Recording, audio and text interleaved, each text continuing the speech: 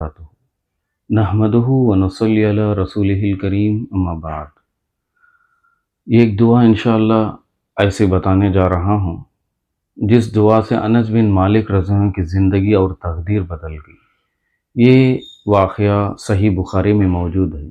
اللہ کے رسول صلی اللہ علیہ وسلم ایک مرتبہ ام سلیم رضی اللہ عنہ کے گھر آتے ہیں۔ ام سلیم رضی اللہ عنہ ان کو گھی اور کھجور مہمان نوازی کے طور پر رکھتے ہیں۔ اللہ کے رسول صلی اللہ علیہ وسلم فرماتے ہیں انی صائم، میں روزے سے ہوں۔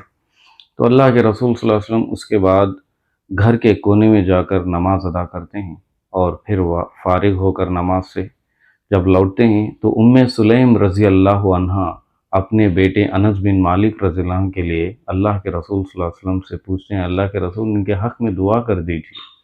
اللہ کے رسول صلی اللہ علیہ وسلم دعا دیتے ہیں اللہم ارزقہ مالا و ولدا و بارک لہ، اے اللہ اس کے مال میں، اولاد میں، اور جو کچھ اسے دیتا ہے اس میں برکت عطا فرما۔ کیا ہی پیاری دعا ہے۔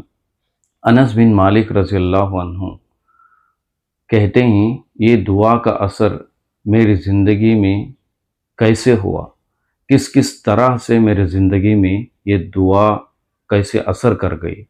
وہ خود بیان کرتے ہیں کہ 5 فائدے یا 4 فائدے یا اس سے کہیں زیادہ فائدے انس بن مالک رضی اللہ عنہ کی زندگی میں ہیں۔ پہلا فائدہ یہ ہوا کہ مدینے میں پورے انصاریوں میں سب سے بڑا مالدار میں ہی تھا، اور انس بن مالک رضی اللہ عنہ بیان کرتے ہیں کہ مدینے میں ہر ایک کا باغ سال میں 1 مرتبہ پھل دیتا تھا، مگر میرا باغ اللہ کے فضل و کرم سے 2 مرتبہ پھل دیتا تھا۔ اللہ اکبر۔ سنن ترمذی میں یہ واقعہ بھی موجود ہے، یہاں تک کہ انس بن مالک رضی اللہ عنہ بیان کرتے ہیں کہ یہ کرشمہ ہی سمجھو، اللہ کے رسول صلی اللہ علیہ وسلم کا دعا کا اثر سمجھو۔ وہ بیان کرتے ہیں کہ میرے باغ میں ایک درخت تھا جس درخت سے مشک کی خوشبو آتی تھی۔ یہ واقعہ سنن ترمذی میں موجود ہے۔ اسی طریقے سے اس دعا کا اثر یہ بھی ہوا کہ انس بن مالک رضی اللہ عنہ کہتے ہیں کہ انس بن مالک رضی اللہ عنہ کی اولاد کہتے ہیں کہ انس بن مالک رضی اللہ عنہ کی اولاد کتنی تھی؟